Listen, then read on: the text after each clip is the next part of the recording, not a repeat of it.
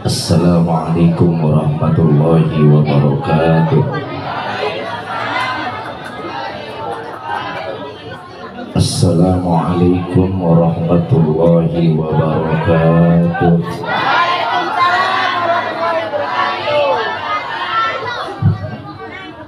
Alhamdulillah. Alhamdulillahi rabbil alamin. Wal aqibatu lil muttaqin wa la udwana illa 'alal zalimin. Asyhadu an la ilaha illallah wahdahu la syarika lah wa asyhadu anna sayyidana Muhammadan abduhu wa rasuluhu la nabiyya ba'dah. Allahumma salli wa sallim wa barik ala sayyidina Muhammadin sallallahu alaihi wasallam wa ala alihi wa ashabihi al-mujahidin at-tahirin at-tayyibin. Amma ba'du, hadratal mukarramin wal muhtaramin, para alim, para ulama, para muallim, para kiai, tokoh sepuh masyarakat, para asatid, para aparatur pemerintah, Bapak RW, Bapak RT, bil khusus yang sama-sama kita hormati dan semoga Allah muliakan, kepada pengasuh Majelis Ta'lim Nurul Iman, yaitu Bapak Liman. Kita doakan semoga Allah senantiasa memberikan kesehatan kepada beliau, senantiasa Allah berikan rezeki yang halal barokah dan kesabaran di dalam mengajari akan santri-santrinya. Bil khusus kepada pengasuh Majelis Ta'lim Nurul Iman yang selanjutnya, yaitu Bapak Ustaz Ilham Khuzari Liman, serta jajaran panitia peringatan Tarhib Ramadan menyambut datangnya bulan suci Ramadan, serta ikhtibalan daripada seluruh santri-santrinya. Bil khusus kepada penasihat Majelis Ta'lim Nurul Iman, yaitu saya punya paman Mamanda Ustaz Saiful Bahri bin Haji To'at.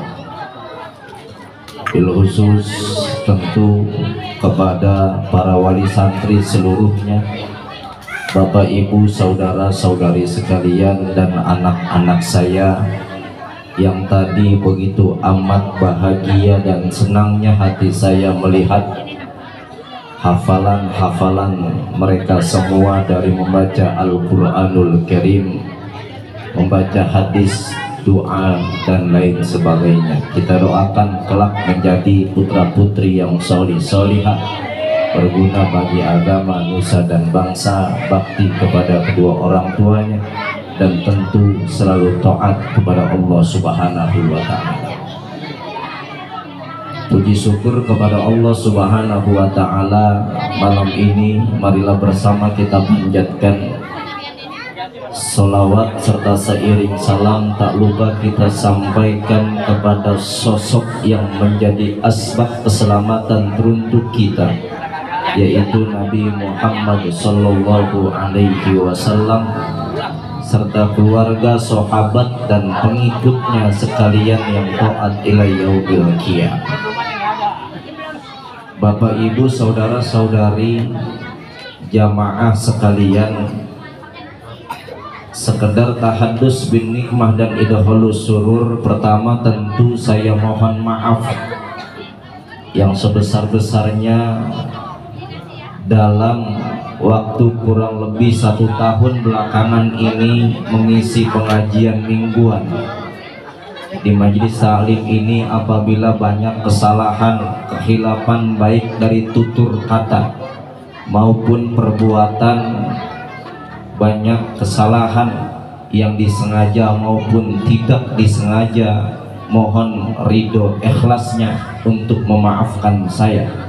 Yang kedua, saya berterima kasih atas seluruh para jamaah yang sudah setidaknya memberikan sebagian rezeki bisyarahnya kepada saya setiap ngaji malam Selasa itu, tentu dengan keridoan dan keikhlasan menjadi pahala di sisi Allah Subhanahu wa Ta'ala, dan saya serta keluarga juga bisa menikmatinya dengan penuh keikhlasan dan keridhaan di hadapan Allah Subhanahu wa Ta'ala.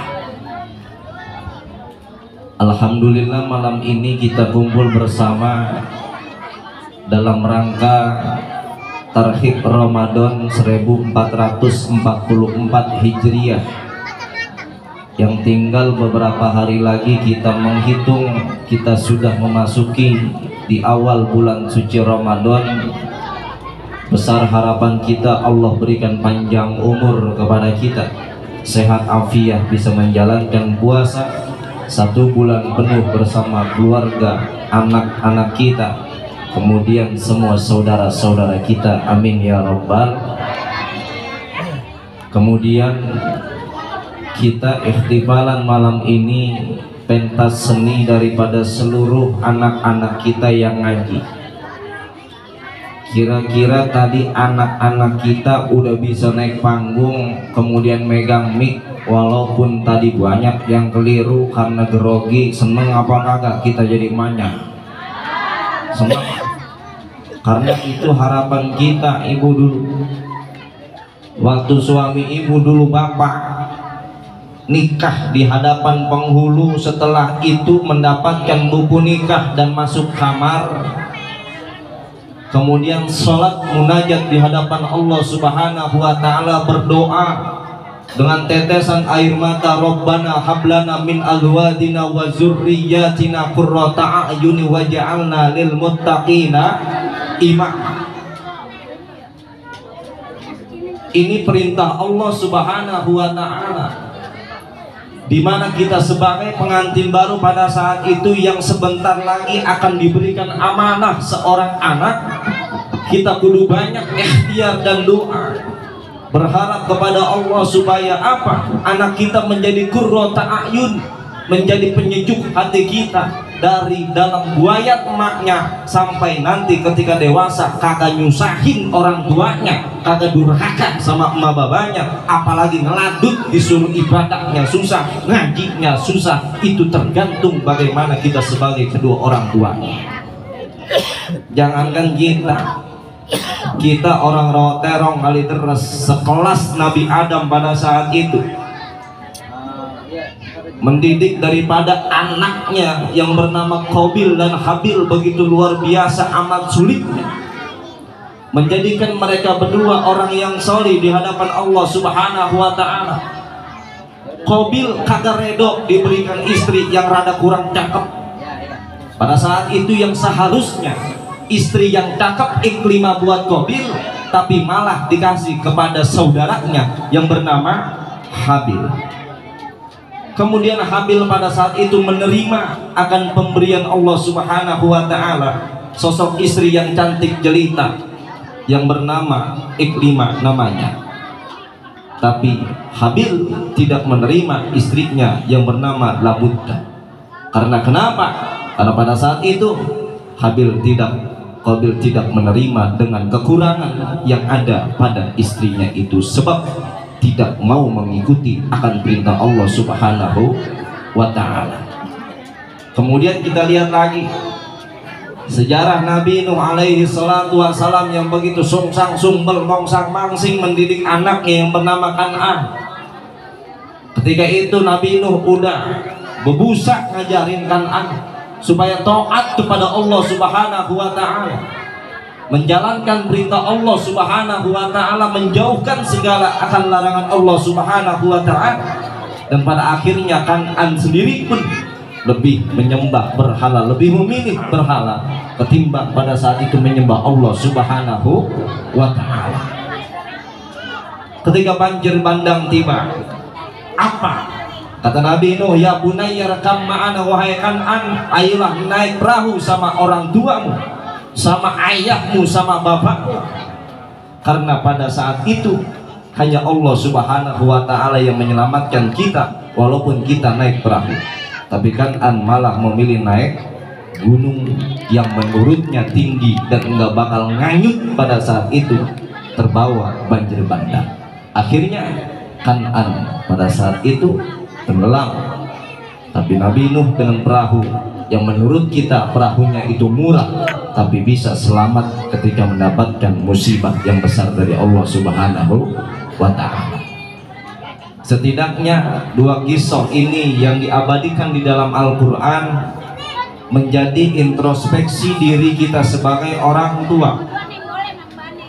Kalau kita sebagai orang tua sekarang sudah tidak peduli dengan tarbiyatil Islam terhadap anak kita, kita nggak peduli anak kita belajar rukun sholat maupun syarat sholat, nggak peduli anak kita belajar rukun wudhu dan syarat wudhu, siap-siap kita sebagai orang tuanya nanti akan dikerbekkan ke dalam nerakanya Allah Subhanahu wa Ta'ala. Na'udzubillahi min dzalik. Penting pendidikan agama, amanah yang Allah berikan kepada kita ini kan nggak gampang lakoninnya. Kalau kita diberikan anak sama Allah Subhanahu wa Ta'ala 1, 2, dan 3, kalau semuanya jauh dari ajaran Allah Subhanahu wa Ta'ala, lantas kita sebagai orang tua nanti siapa yang menyelamatin? Kalau anak kita sendiri tidak dididik dengan pendidikan agama Islam, bahkan kita berpikir ketika itu tidak penting pendidikan agama Islam, sebab ketika hidup di dunia yang kita butuhkan adalah duit. Kalau kita hidup hanya berpatokan dengan duit, jangan harap bakal berkah dan bahagia hidup kita. Betul? Ayo dah. Kita sering berpikir begini, udahan kita jadi orang susah, ngaji mulu gitu kita, cari duit dong yang banyak biar hidup kita enak mewah. Nggak ngejamin orang hidup duitnya banyak bakal tenang hidupnya. Bisa ngejamin kita ibu-ibu? Belum bisa. Berapa banyak orang yang duitnya banyak tinggalnya di citra perumahan mewah 1 miliar sampai 2 miliar mereka beli, tapi mereka tidak bisa menikmati ketenangan hidupnya, yang dimana ketenangan hidup itu tidak bisa kita beli dengan uang, tapi ketenangan hidup dapat kita petik dari lantunan azan hayya 'alal sholat dan hayya 'alal falah. Ayo dah kita perhatiin azan hayya 'alal sholat duluan apa hayya 'alal falah duluan? Hah?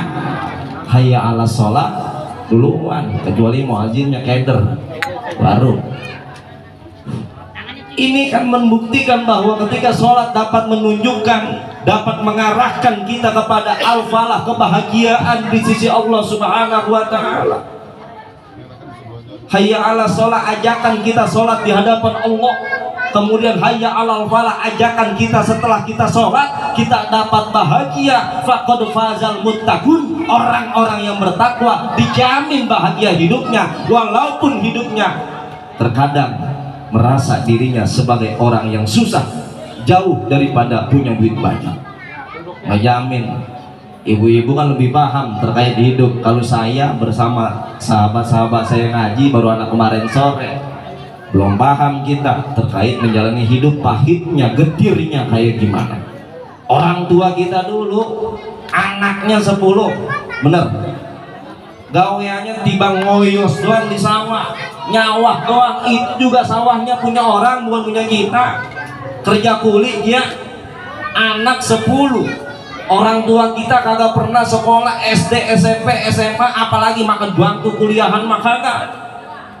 Tapi hidup itu ngembaliin anak ambil 10-10-nya. Modalnya apa? Pertama, yakin di hadapan Allah bahwa yang bikin bahagia rumah tangganya, yang bikin bahagia daripada hidupnya bukan duit semata, tapi ilmu agama yang ditanamkan buat anak-anaknya, yang pada saat itu ketika orang tua berharap bahwa hidup itu sementara, dan ketika masuk liang lahat bukan duit sampai 1 miliar yang bakal nyelamatin kita, tapi apa? Anak kita yang solih-solihah di hadapan Allah Subhanahu wa Ta'ala. Anak 5 punya piring cuma 5-5-nya, rumah udah pengen rubuh. asal ada geledek ya rame-rame pakai selimut bareng-bareng takut kesambet, pengen ngambil wudhu ke dapur entah nungguin hujan berhenti, piring cuman 5, di dalam rumah ada 7 orang, babak emaknya belum kebagian. Kira-kira kita sebagai orang tua 5 piring pasti buat 5 anak, kita orang tua ngalah. Akhirnya kata emaknya, udah mama biarin pakai cobek, pakai ulekan makannya, babanya pakai bakul. Indah gak? Indah gak itu? Padahal makan Amerikan asin tembang doang, gas kagak punya, kompor minyak tanah juga kagak punya, dia garang di atas genteng, enak sama sambal. Tenang gak hidup kita? Tapi zaman sekarang yang model itu ditiru sama orang-orang kaya mencari ketenangan di dalam hidupnya, pengen makan di atas cobek, dia piringnya diganti pakai cobek, harganya 300.000 rupiah sekali makan. Padahal itu dulu makanannya orang susah. Paham udah? Orang tua kita tiba makan genjer doang. Kalau genjer kan tumbuhan yang adil banget. Genjer masuk hijau keluar hijau. Coba makanan yang lain, pizza semahal-mahalnya pizza keluar beda. Paham keluar? Buang air besar maksudnya. Tapi kalau genjer itu luar biasa. Masuk hijau, ya keluar juga hijau. Jengkol yang makan, selesai. Tenang hidup kita, tenang. Dulu kita kemana-mana jalan kaki, kemana-mana jalan kaki. Nggak punya motor, nggak punya mobil, nggak punya motor, nggak punya mobil. Asal kita ngebesang, numpang kita sama tetangga yang punya mobil. Girang nggak kita? Girang. Mobil yang nyuruh seruk kita, girang aja bukan mobil kita. Nggak ngebenerin, kita memang punya mobil yang benerin. Itu enaknya. Jadi Allah Subhanahu wa Ta'ala mengajarkan kita bagaimana hidup kita bisa menerima apa yang telah Allah berikan kepada kita sesuai dengan kadar dalam hidup kita. Jangan sampai kita jengah dengan ibadah kita, jangan sampai kita putus asa dengan ibadah kita dan mengomentari akan pemberian Allah Subhanahu wa Ta'ala yang telah kita terima sampai saat ini. Kalau kita ngeluh mulu hidup, ngeluh mulu, ya Allah saya ibadah saban hari dari subuh sampai isya kagak pernah ketinggalan jamaah, ngaji rajin banget saya mah. Saya mengaji setiap hari, ibu-ibu. Kalau laki saya mengaji timbang seminggu sekali, itu juga dia kalau lagi angkot, kalau kagak mau ngaji. Ibu-ibu kan seminggu sekali kalau ngaji, seminggu sehari sekali, seminggu 7 kali. Ibu-ibu Minggu, Senin, Selasa, Rabu, Kamis, Jumat, Sabtu dia ngaji.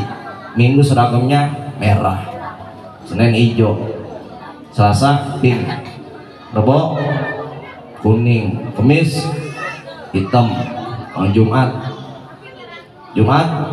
putih, Sabtu coklat. Lengkap ibu-ibu kalau ngaji. Padahal boleh kredit semua, lengkap alhamdulillah. Tinggal lakinya bengek. Pulang ngaji, kata lakinya, mengapa itu? Bibir kayak kukusan aja, monyong aja. Ini bang, yang lain udah pada lunas. Bini abang doang kagak lunas. 7 seragam kagak ada yang lunas, hanya acan satu juga. Mengapa? Tuh, kalau kita sebagai suami ya tanggung jawab, dan ngeliat bini cakep, tanggung jawab, dandanin. Ya, pengen punya bini cakep, itu hidup resiko bapak-bapak. Ya hidup kan resiko ya Bu ya. Resiko pilihan kita waktu nikah. Jangan pernah menyesali pernikahan kita dulu. Dapat 3 tahun kita mikir, emang apalagi gua sekarang jelek banget. Dapat 3 tahun mikir lagi lakinya lah. Dulu waktu pacaran bini gua cakep banget, kentut tadi tahan-tahan, sekarang demek jadi gitu. Itu resiko hidup. Kalau kita ridho dengan pemberian Allah Subhanahu wa Ta'ala, jelek maupun cakep, kalau kita ridho, itu indah dan tenang hati kita di hadapan Allah Subhanahu wa Ta'ala. Itu yang dinamakan risiko dalam hidup kita. Punya bini cakep, salah. Bini jelek, salah. Punya bini cakep, bikin laki loksun, main duit mulu setiap hari, beli make up.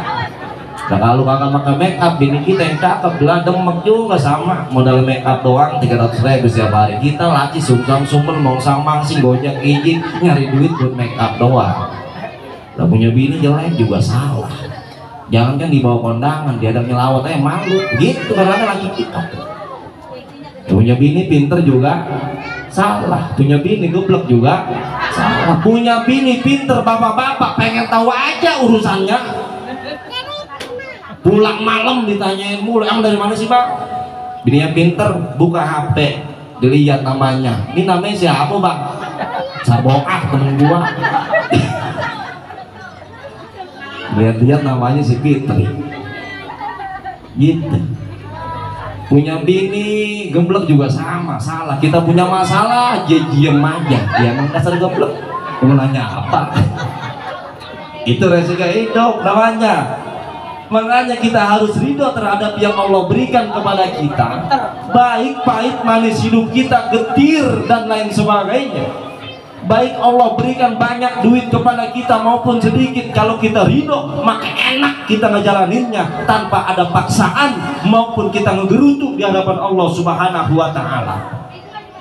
Yang kecewa kita, apalagi kita nyuruh anak ngaji atau mondok, udah ngaji nggak usah lama-lama toh, mondok nggak usah lama-lama, ujung-ujungnya paling jadi ustad. Jadi ustad kalau tahlilan, kalau tahun rumahnya tahu diri cepet, kalau mau tahu diri 25.000 ya gitu.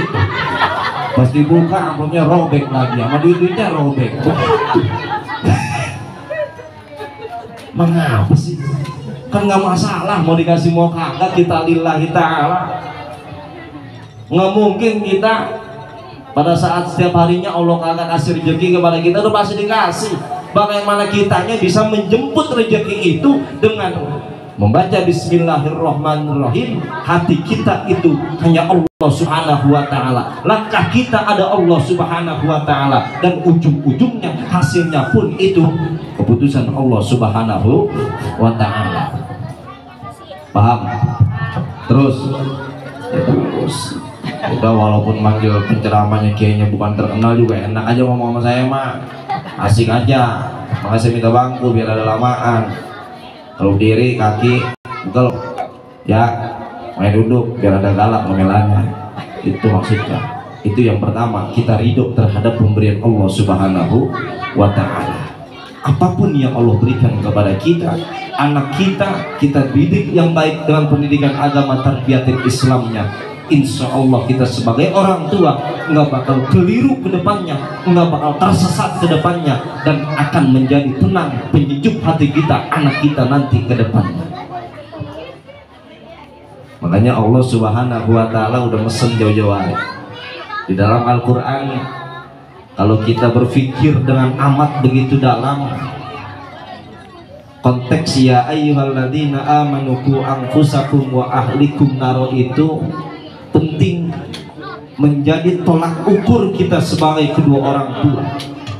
Bagaimana kita bisa membawa anak kita ke surganya Allah Subhanahu wa Ta'ala, dan anak kita pun nanti akan berpikir bagaimana cara membawa kedua orang tuanya masuk surganya Allah Subhanahu wa Ta'ala. Orang tua dan anak masuk surga indah, dan sebelum masuk surganya Allah Subhanahu wa Ta'ala, sebelum kita mengalami kematian, tentu kita menjalani hidup bagaimana kita antara anak dan orang tua bisa menjalani hidup ini sesuai dengan apa yang Allah berikan, dan tentu dengan ibadah-ibadah kepadanya, dan menjauhkan akan segala larangannya. Amanat dari Allah Subhanahu wa Ta'ala ini kan gak gampang, Bu ya. Bu, gampang gak kita ngurusin anak? Enggak. 9 bulan kurang lebih dikandung sama kita sebagai emak. Bapaknya mau samancing sungsang sumbel nyari duit buat calon anak kita. Kemudian setelah terlahir di muka bumi ini, kita ajarkan anak kita berjalan. Belum bisa jalan kita tuntun setiap hari habis subuh kita nyari embun yang begitu amat dingin di atas rumput buat anak-anak kita biar cepat bisa jalan. 2 tahun setengah ngomongnya masih belum becus, masih cadel.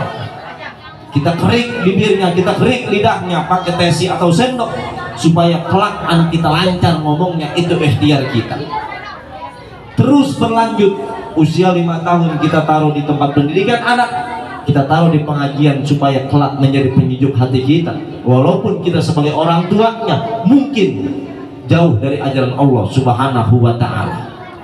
Berapa banyak orang-orang tua kita yang hari ini tidak peduli terhadap anak-anaknya, mendidik anak-anaknya, dan padahal ketika kita hidup di dunia tidak akan selamanya dan tentu sementara ketika kita hidup di dunia. Anak 3 bandel semua, suruh ngaji enggak, sholat kagak mau, rukun sholat dia kagak tahu, syarat sholat kagak tahu, rukun wudhu kagak tahu, mau puasa besok dia juga kagak tahu bulan puasa. Ampe sedihnya kita begitu bangga dengan anak kita yang pada saat itu bisa nyanyi, bisa kontes di mana-mana, tapi kita tidak bangga dengan anak kita yang bisa hafal Quran, yang bisa hafal juz amma, bisa baca hadis, bisa pentas di depan kita. Yang pada saat itu kita berpikir ketika dia pentas menjadi penyanyi dapat uang banyak. Ketika mereka anak kita menjadi viral karena nyanyiannya dapat uang banyak. Tapi ketika anak kita membaca Al-Quran yang pada saat itu tidak menghasilkan uang, kita berpikir kita rugi menjadi orang tua. Na'udzubillahi min. Ayo dah, bangga banget anak kita pakai celana sejentet segini doang, pakai kaos juga adanya kali itu pakai kaosnya, dia nyanyi terus viral, dikasih duit sama artis dan selebritis mengikuti gaya-gaya mereka. Tapi kita tidak bangga mengikuti akan semua syariat Rasul Shallallahu Alaihi Wasallam. Kita tidak bangga sebagai orang tua anak kita mengikuti langkah-langkahnya Rasul. Tidak bangga kita sebagai orang tua mengikuti akan akhlaknya Rasul Shallallahu Alaihi Wasallam. Tapi kita lebih bangga sebagai orang tua ketika anak kita bisa meniru seorang artis atau selebritis. Na'udzubillahi min. Makanya Rasul udah jauh-jauh hari mesen sama kita. Apa kata Rasul? La tattabi'unna sananal ladzina min qablikum sibron bi sibrin wa zira'an bi zira'in hatta law dakhalu fi juhri dabbin lattaba'tumuhum. Qulna ya Rasulullah al yahuda wan nasara. Qala nabiyyu faman. Kata Nabi, nanti suatu saat di mana banyak orang-orang yang mengikuti langkah-langkah mereka, sejengkal demi sejengkal, setapak demi setapak, sibron bi sibrin wa zira'an bi zira'in hatta law dakhalu fi juhri dabbin, sehingga mereka masuk ke lubang yang namanya kadal gurun atau biawak gurun. Kita bakal ngikutin sebagai umat Islam. Kata sahabat, siapa yang engkau maksud ya Rasul? Kata Nabi, qalan nabiyyu faman, yaitu orang-orang Yahudi dan Nasrani. Begitu sedih kita sebagai orang tua. Harusnya kalau anak kita hari ini hanya mengikuti langkah-langkah orang yang kagak mau ibadah di jalan Allah Subhanahu wa ta'ala. Kalau anak kita hari ini udah jauh dari ajaran Allah Subhanahu wa ta'ala, bahkan ada yang rela demi dikasih duit sampai ratusan juta dia pindah agama dari agama kita. Betul? Karena apa? Karena pengen hidupnya mewah, pengen hidupnya kaya, tapi lari dari ajaran Allah Subhanahu wa ta'ala, murtad hidupnya. Bahkan nanti ketika pertanyaan di dalam kubur dia tidak bakal bisa jawab. Ayo dah, mau jawab apa? Coba kalau kita ngaji, enak kalau kita ngaji, sholat diajarin sama guru ngaji kita, kemudian wudu diajarin sama guru ngaji kita. Ketika ditanya nanti dalam kubur siapa Tuhan kita, jawabannya Allah Subhanahu wa ta'ala. Kemudian ditanya siapa Nabi kita, Rasul kita, jawabannya Nabi Muhammad Sallallahu Alaihi Wasallam. Coba kita lihat kembali, generasi-generasi kita ada yang kagak tahu siapa nama nabinya. Generasi-generasi kita ada yang kagak tahu sejarah Nabi Muhammad Sallallahu Alaihi Wasallam. Kuping ditindik, kemudian dia jadikan video dan viral di mana-mana. Dia mengikuti langkah-langkah orang yang jauh dari Allah Subhanahu wa ta'ala. Kemudian dia menjadi sosok yang diidam-idamkan oleh kaum sejenisnya. dan bangga dirinya padahal jauh dari ajaran Allah Subhanahu wa taala. Nauzubillahi min zalik. Jangan sekarang ada kurang anak kita takziman wa takriman sama guru ngaji, takziman wa takriman sama kiai kita, ustaz kita. Semua mereka lari dari ajaran itu dan mereka menganggap pendidikan agama tidak penting bagi diri mereka. Ayo dah, kalau kita ngeliat artis begitu luar biasanya, artis datang jam 7 pagi, kita sebelum subuh udah nungguin di depan panggungnya, sholat kagak, mandi kagak. Karena apa? Kita saking pengen ketemu sama artis itu. Tapi kalau ketemu guru ngaji kita, ustadz kita, kiai kita, salaman juga kagak. Kalau kita ketemu artis salaman sampai bolak-balik, sampai pingsan salaman sama artis. Coba pertanyaannya, adakah orang rawatero pingsan salaman salam kiai? Nggak ada. Nah, kadang-kadang kita tuh balik, pingsan sama artis sama kiai kagak ada yang pingsan. Jangankan sekelas ustadz kecil kayak saya, dari zaman saya kecil saya belum pernah ngedengar berita Ki Haji Zainuddin MZ pada saat itu ada orang yang pingsan sama Ki Haji Zainuddin MZ. Belum ada sampai sekarang. Ayo kita berbondong-bondong melihat artis semua yang pada saat itu ditiru oleh mereka untuk dijadikan sebagai suri tauladannya, bukan Nabi Muhammad Shallallahu Alaihi Wasallam. Pegel juga kita kalau melihat generasi-generasi kita malah ke arah yang tidak benar, yang memang Allah Subhanahu Wa Taala larang itu sebagai pedoman hidup kita, sebagai pengingat hidup kita, bahwa kita sebagai keluarga, anak, sebagai keluarga istri, sebagai keluarga suami, cucu dan lain sebagainya, kepengen masuk surganya Allah Subhanahu wa Ta'ala.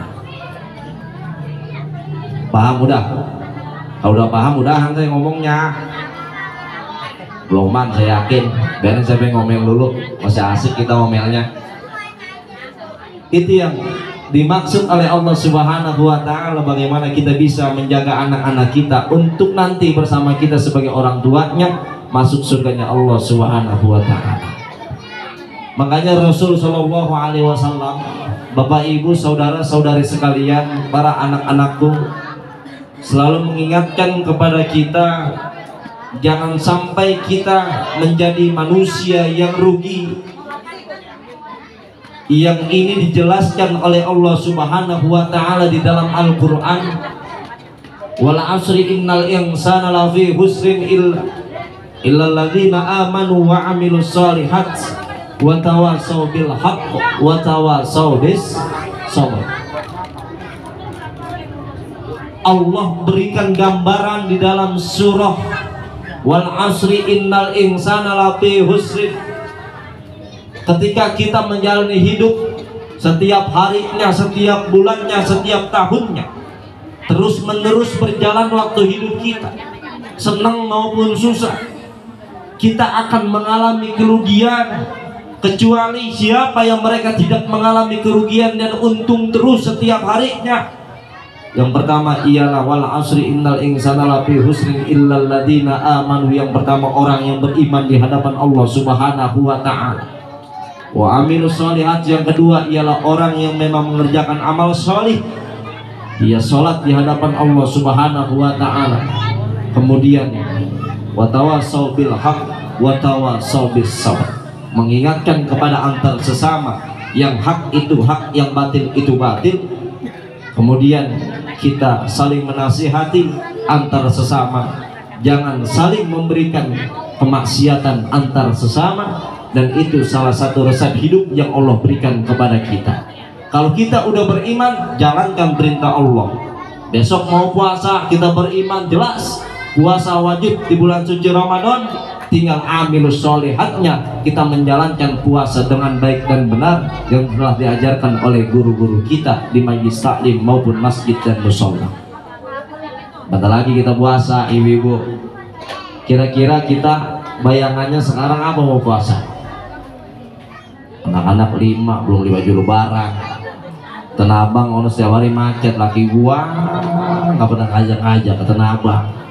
Jangan ke Tanah Abang dah, ke Dan Mogot kagak, ke Mall Tang City kagak, Mall BSD kagak, Mangga 2 Sekuare juga kagak, ke Metropolis kagak, ke Balai Kota juga kagak, kemana lagi, Gading Serpong juga kagak. Mengapa lagi gua nggak ngajak-ngajak belanja? Ya kita nawain lagi, kita belum ada duitnya. Jangan ngegerutu aja jadi gini.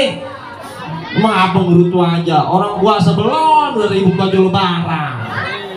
Ntar puasa dulu, baju lebaran mah kagak penting. Kagak penting, yang penting puasanya.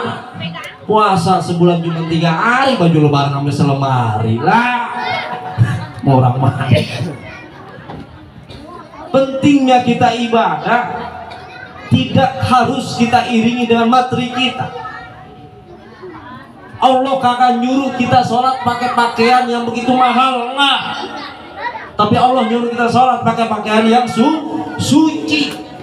Walaupun itu baju kokoh udah 10 tahun, kalau suci sah sholat kita. Tapi walaupun baju kokohnya sampai ratusan juta, kalau ada najisnya maka tidak akan sah sholat kita.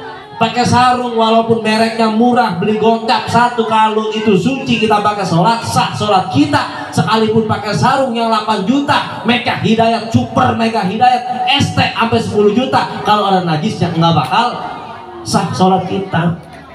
Ayo dah, ibu-ibu sama pakai mukena yang mahal 300.000, 3,5 sampai yang gope, dikasih laki mukena yang 70.000 yang ada gambar Doraemonnya, dia kagak mau. Anak kita kagak nerima. Padahal ukuran sah atau tidaknya bagaimana pakaian kita ini suci di hadapan Allah Subhanahu wa Ta'ala. Kalau kita sholat mengikuti rukun-rukun sholat yang dijelaskan sama guru ngaji kita, enak. Walaupun itu mukenahnya rada-rada jelek atau bekas, kalau kita sholatnya bener, sah sholat kita. Kalau mukenahnya baru mahal sampai jutaan rupiah, tapi ketika sujud mukenah kita ada di sini di atas alis sujud, maka enggak sah sholat kita. Kenapa? Karena sujud jidat kita bukan nyentuh sejadah, tapi jidat kita nyentuhnya mukena. Lah mukena begini, mukena matanya gini dikit sini tuh, biar jidatnya kita nyentuh tempat sujud. Itu pentingnya ngaji. Ini mah kagak dibalikin mulu guru ngaji. Saya nonton di YouTube nggak begitu, nonton di TV nggak begitu. Saya datang langsung sama Ustaz di TV Jakarta, sah aja sholat kita. Kita yang ngajinya bener mengikuti kutubut turos, mengikuti kitab-kitab karangan ulama yang jauh-jauh hari ulama udah nyatet nulis di kitabnya, tidak bakal kesasar kita karena ada rujukannya, ada referensinya. Kenapa kita sujud ketika itu tidak boleh terhalangi dengan bahan apapun di jidat kita, karena kita kepengen melihat jidat kita langsung menyentuh yang namanya sejadah. Allah melihat itu maka sah sholat kita. Paham ibu-ibu? Besok lo terawih mukanya naikin dikit di sini ya, biar jidatnya sujud kena sejadah. Ini mah kagak begini, tentang siang tentang mukenanya baru ya, tuh begini aja keren biar kelihatan orang. Mukena gua kan baru, mereknya nggak dicopotin acan-acan, mahal ini. Ditanya sama samping yang sholat terawih, kamu beli berapa lu? 1,5 juta gua mah Tanah Abang, padahal beli utang, bilang lunas. Mau orang mana kali gitu? Itu ngaji pentingnya. Maka jangan sampai kita keliru dengan menjalankan sholat di hadapan Allah Subhanahu wa Ta'ala tanpa ada ilmunya. Sebab Ibnu Ruslan di dalam matan zubatnya sering berpesan kepada kita, wa kullu man bi ghairi ilmin ya'malu a'maluhu mardudatun latut balu. Kita ibadah sholat di hadapan Allah tanpa ada ilmunya, kita puasa besok sebulan penuh di hadapan Allah tanpa ada ilmunya, mardudatun latut balu, sia-sia puasa kita, sia-sia sholat kita. Makanya penting anak kita ditaruh di pengajian. Tapi guru hidup sama guru ngaji,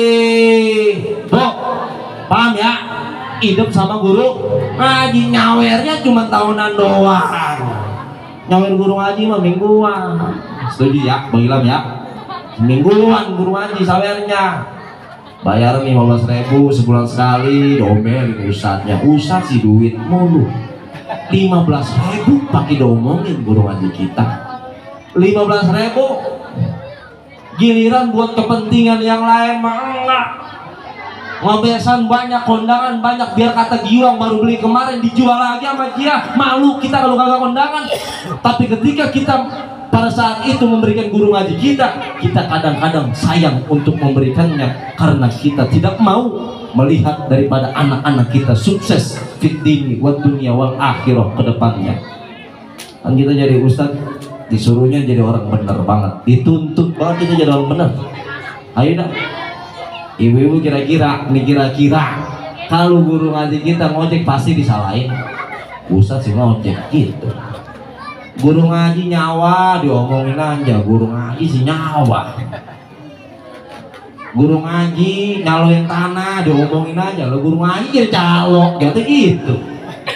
Kita harusnya sebagai wali santrinya kita perhatian sama guru ngaji kita supaya guru ngaji kita nggak ngojek, nggak ke sawah, nggak jadi calo. Kita mah kadang-kadang ngomongin doang, ngasih duit maka kagak.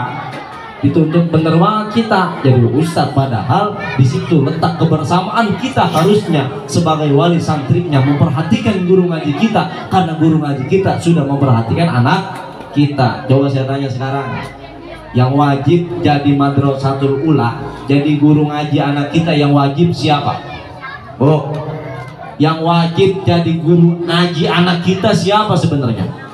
Orang tua, emak babanya. Karena emak babanya sibuk kerja pagi pulang malam, kita titipin anak kita ke guru ngaji kita. Anggap aja kita ngasih guru ngaji kita itu bentuk sodako di hadapan Allah Subhanahu wa ta'ala.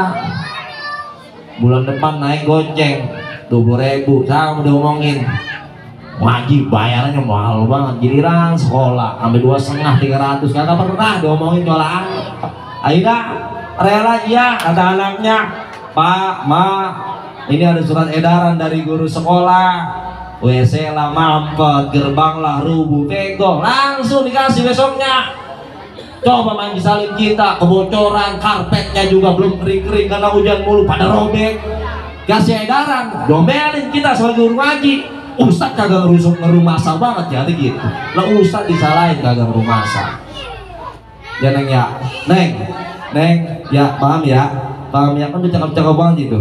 Untung-untungnya udah ganteng-ganteng banget, mamanya juga ya.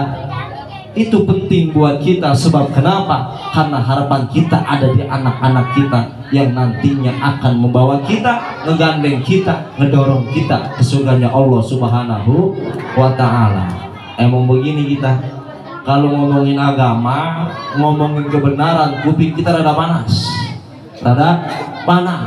Kalau ngedengerinnya musik dangdut kita adem dah tuh, karena nggak ada ngomelin. Kalau lagi begitu kita udah ngomelin mulu.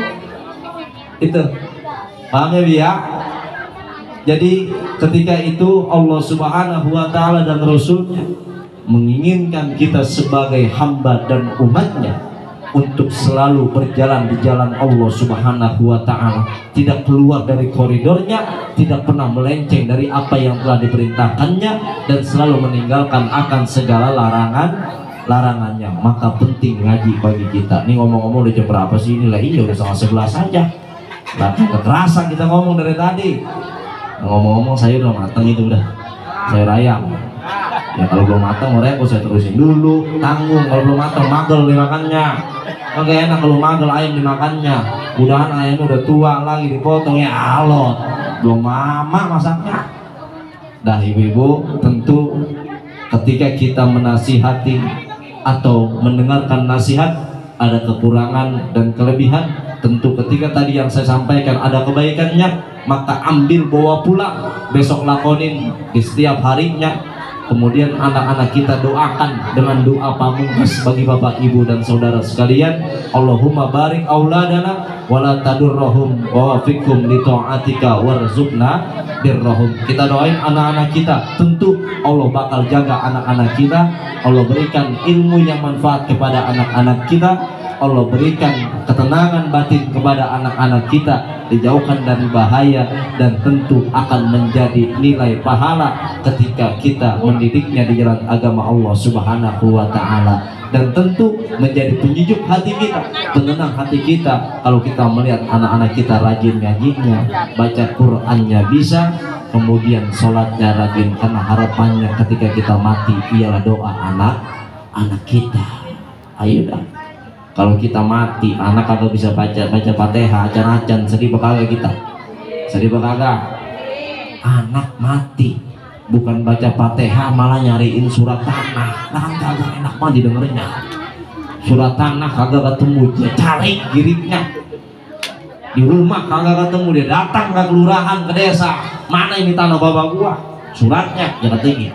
Padahal kita mendidik anak itu dengan pendidikan agama, untungnya banyak.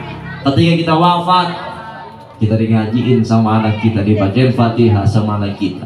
Di udarohan sekarang kita, anak-anak kita dididik dengan agama, ingat sama kedua orang tuanya, dibacakan surah Yasin, diadakan acara ruahan di rumahnya, walaupun hanya beberapa orang. Itulah sesuatu yang berharga bagi kita dan anak-anak kita. Mungkin itu aja yang dapat saya sampaikan, mudah-mudahan banyak manfaatnya. Terakhir, marilah bersama kita kirimkan suratul Fatihah dengan sebuah harapan Allah Subhanahu wa Ta'ala memberikan panjang umur kepada kita, disampaikan di bulan suci Ramadan tahun ini kita bisa menjalankan puasa dengan baik dan benar, dan tentu bisa berkumpul di malam takbir, mengucapkan kalimat takbir, dan di hari raya Idul Fitri bareng semua anak-anak kita, semua orang tua kita, semua encang-encing kita, semua sahabat dan tetangga kita. Kita doain majelis salim nurul iman, Allah Subhanahu wa Ta'ala berikan ridho dengan keberkahan yang dicucurkan oleh Allah Subhanahu wa Ta'ala buat kita sekalian. Guru ngajinya diberikan sehat afiat, diberikan rezeki halal barokah, dan tentu harapan yang selanjutnya biar cepat punya buntut, cepat kawin. Al-Fatihah. A'udzubillahi minasyaitonirrajim. Bismillahirrahmanirrahim. Alhamdulillahirabbil alamin arrahmanir rahim maliki yaumiddin. Iyyaka na'budu wa iyyaka nasta'in ihdinas siratal mustaqim siratal ladzina an'amta 'alaihim ghairil maghdubi 'alaihim waladdallin. Amin. Bailam doa. Ya udah, lanjutin lagi acaranya ya. Saya mau makan. Dan itu aja. Mohon maaf yang sebesar-besarnya. Wallahul muwaffiq ila aqwamit thoriq. Assalamualaikum warahmatullahi wabarakatuh.